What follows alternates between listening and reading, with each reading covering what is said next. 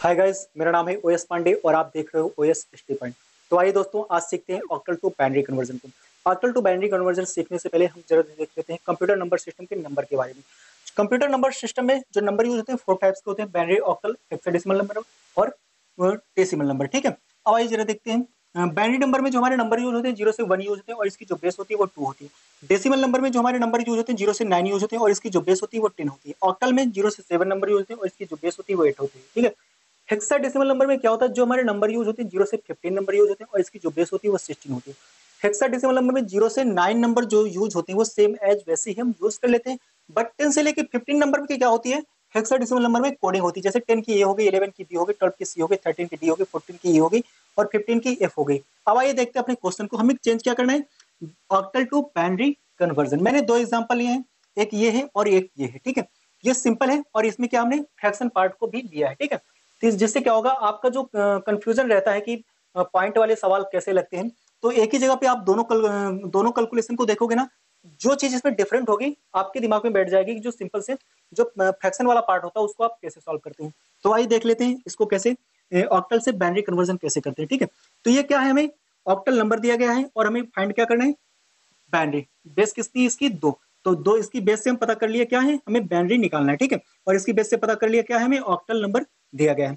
तो जो हमें ऑक्टल नंबर दिया होता है उन्हें हम क्या करते हैं, लिखते हैं 7 to 1। ठीक है, फिर क्या करते हैं, अब फिर क्या करते हैं, मल्टीपल 1, मल्टीपल 2, मल्टीपल 4। ठीक है, फिर मल्टीपल 1, मल्टीपल 2, मल्टीपल 4। ठीक है, फिर मल्टीपल 1, मल्टीपल 2। अर्थात जो कैलकुलेशन एक नंबर के साथ होगा, एक डिजिट के साथ होगा, वही कैलकुलेशन हमें सभी नंबरों के साथ करना पड़ेगा। ठीक है, अब आइए जरा करके देखते हैं इसको।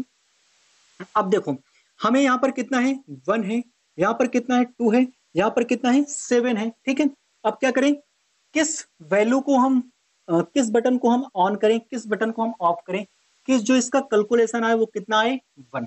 ठीक है, अर्थात किस नंबर को हम 0 दे दें, किस नंबर को 1 दे दें कि जो इसका कैलकुलेशन आ जाए वो कितना आ जाए, 2। ठीक है, तो क्या करो, हमें 1 चाहिए, तो 1 को अगर हम 1 दे दें तो इसका कैलकुलेशन कितना आ जाएगा, 1 आ जाएगा। ठीक है, और इसको क्या करें, हम 0 0 दे दें। ठीक है, क्योंकि हमारा काम जो हमारा चाहिए था वो तो हमारा पूरा हो गया, अब जो वैल्यू बची उसमें हम 0 0 दे देंगे। हमें 2 चाहिए, तो 2 वाली बटन को हम क्या करेंगे, ऑन करेंगे, बाकी सभी बटनों को हम ऑफ कर देंगे। कंप्यूटर क्या होता है, जो जीरो, जब जीरो आप जीरो जो होता है वो ऑफ को दर्शाता है और जो 1 होता है वो ऑन को। ठीक है, अब हमें यहाँ पर 7 चाहिए, अब 7 7 तो हमें यहाँ पर कहीं दिख नहीं रहा, तो क्या होता है कि इन वैल्यू को हम कौन सा नंबर दें कि जब इनका कैलकुलेशन हो वो 7 आए। ठीक है, तो अगर हम 4 2 और 1 अगर इन तीनों नंबरों को ऐड कर लें, अर्थात तीनों बटनों को ऑन कर दें, तो इसका जो कैलकुलेशन ऐड होकर आएगा वो कितना आएगा, 7। अर्थात इनको हमें क्या देना पड़ेगा, 1 1 देना पड़ेगा। ठीक है, अब ये जो सारी वैल्यू आई है उसको लेफ्ट से राइट की ओर, ठीक है, किससे, राइट से, सॉरी इधर लेफ्ट से राइट की ओर सारी वैल्यू को ब्रैकेट में लिख लेते हैं। ठीक है, कितना आया, 1 1 1 0 1 0 0 0 1। ठीक है, बाइनरी निकाल ले तो इसकी बेस कितनी कर देंगे, 2। आप जब तक बेस नहीं लगाओगे आपका जो कैलकुलेशन को हमेशा गलत माना जाएगा। ठीक है, तो आप जिस वैल्यू को निकाल रहे थे उसकी बेस को आप जरूर लगाओ। ठीक है, तो बाइनरी इसकी बेस कितना करना पड़ेगा आपका, 2। ठीक है, तो ये होता है ऑक्टल से बाइनरी कन्वर्जन को। अब आइए जरा देख लेते हैं इधर सेकंड एग्जांपल को।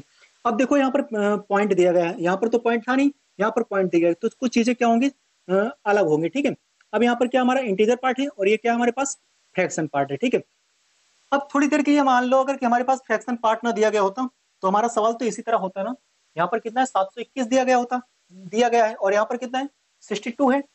तो हम थोड़ी देर के लिए मानते हैं कि हमारे पास क्या है, 0.34 नहीं दिया गया। ठीक है, तो 62 को आप कैसे करोगे, 62 को ऐसे कर लो। ठीक है, फिर क्या करोगे, मल्टीपल 1, मल्टीपल 2, मल्टीपल 4। ठीक है, मल्टीपल 1, मल्टीपल 2, मल्टीपल 4। ठीक है, अब जो पॉइंट दिया गया भैया उसे तो छोड़ोगे तो है नहीं, कैलकुलेशन तो करना पड़ेगा, तो कितना करोगे, 3 और 4। ठीक है, उसके साथ भी वही करो, multiple 1, multiple 2, multiple 4, multiple 1, multiple 2, multiple 4। ठीक है, इतना किया, हमें 2 चाहिए तो क्या करना पड़ेगा, हम 2 की बटन को ऑन करेंगे, बाकी सबको बटन को ऑफ करेंगे। हमें 6 चाहिए तो 6 हमें हमारा किससे जुगाड़ हो सकता है, 2 और 4 से, तो और इन बटनों को हम क्या करेंगे, ऑन कर देंगे, बाकी सबको ऑफ कर देंगे। हमें 3 चाहिए तो 2 और 1 को किया, बाकी सबको ऑफ किया। हमें 4 चाहिए और तो हमने क्या किया, 4 को ऑन किया, बाकी सब बटनों को क्या किया, ऑफ। अब हम क्या करेंगे, ब्रैकेट बनाएंगे और सारी वैल्यू को लेफ्ट से राइट की ओर, तो 1 1 0 0 1 0। ठीक है, पॉइंट है, लो भैया हमने पॉइंट लगा दिया। ठीक है, फिर 0 1 1 1 0 0। ठीक है, अब क्या करें, हम क्या निकाल रहे थे, बाइनरी, तो बेस इसकी कितनी कर देंगे 2। तो देखो जब आप ऑक्टल से बाइनरी नंबर निकालते हो, ठीक है, तो जो फ्रैक्शन वाला पार्ट होता है उसमें कोई भी डिफरेंट नहीं है, मल्टीपल 1 मल्टीपल 2 मल्टीपल 4 करना होता है, पॉइंट लगाते हो, जो भी कैलकुलेशन आता है उसको लेफ्ट से राइट की ओर लिख देते हो, वो बिल्कुल सिंपल और सेम जैसे इस वाले सवाल में होता है इंटीजर वाले पार्ट में, वैसे इंटीजर और इसमें फ्रैक्शन वाले पार्ट में होता है, ठीक है, थोड़ा सा भी डिफरेंट नहीं है।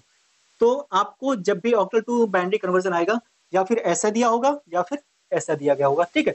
तो उम्मीद करता हूं कि आपका जो भी कंफ्यूजन रहा होगा वो दूर हो गया होगा। तो प्लीज गाइज ऐसे ही एजुकेशनल वीडियो देखने के लिए हमारे चैनल को सब्सक्राइब कर लें। धन्यवाद, थैंक्स फॉर वॉचिंग।